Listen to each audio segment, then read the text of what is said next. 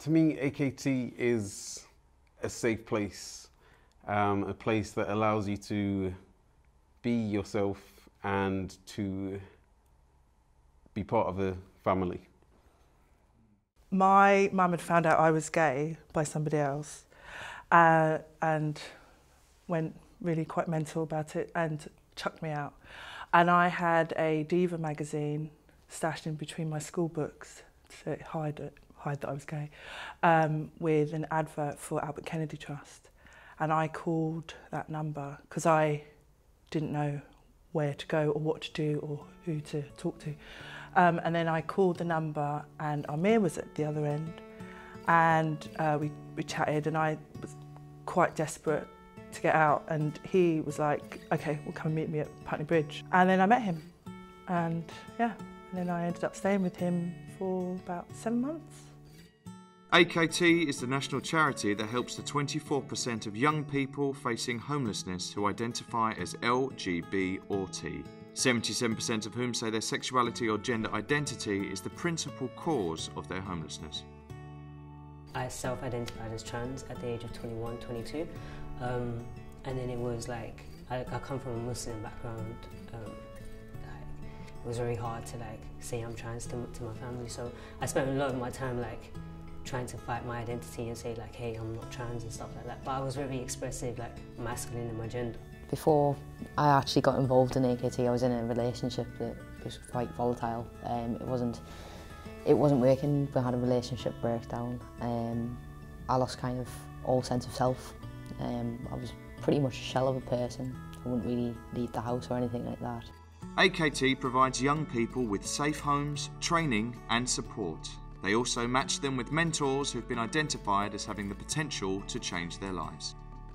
For me, I think it's the ability to connect with someone, to be able to have that trust and to support someone who's going through some really difficult times. And we also support families, parents, to be able to come to some level of understanding about what it is that's going on for their child. And often what a parent's experiencing is great loss of the child which they thought they had, and that's where that level of rejection comes from. So often we can, if you communicate with the parents or even communicate through their child, who can then go back with strength and confidence and say, this is who I am, this is who I want to be, and that doesn't mean I'm going to be any more or any less your child, then that can kind of bring that family back together.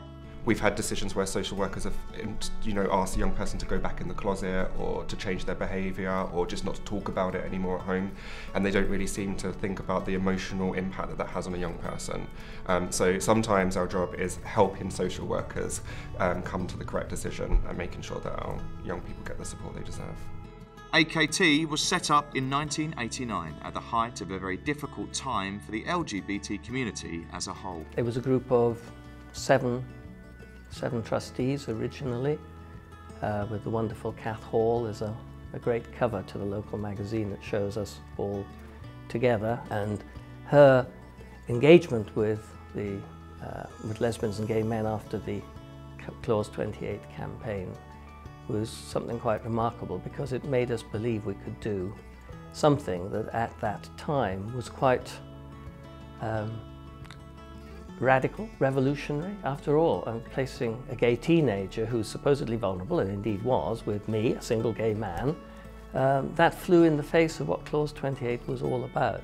This was the law to ensure that homosexuality was not promoted within schools or within literature, and as such, obviously, that led to barring of all sorts of works and all sorts of support in schools for LGBT people.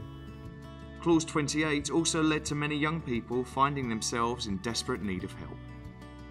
When AKT first called me to say that a young person wanted to be matched with me, I had a little bit of fear, because I kind of thought to myself, gosh, I don't know any 16-year-olds, and what could I do to help them? It's us taking care of our own issues, our own problems. I think that's one of the things about lots of lesbian and gay, smaller volunteer-led, or instigated organisations, is that is that we are empowering ourselves and empowering young people and taking ourselves forward.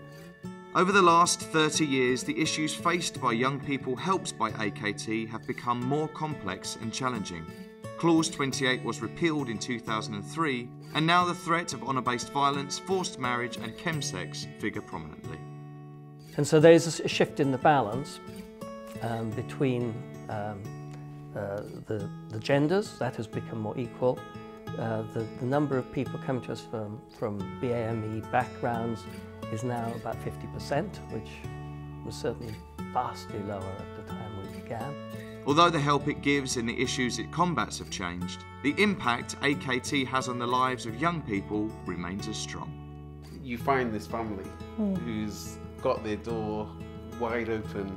The level of support has never wavered, it's never been doubted, and it's something to rely on. Like, it was the first time I felt I can be myself. Unfortunately, in 2019, we're needed more than ever. So we need you to give time, money and support to ensure LGBT young people get the start in life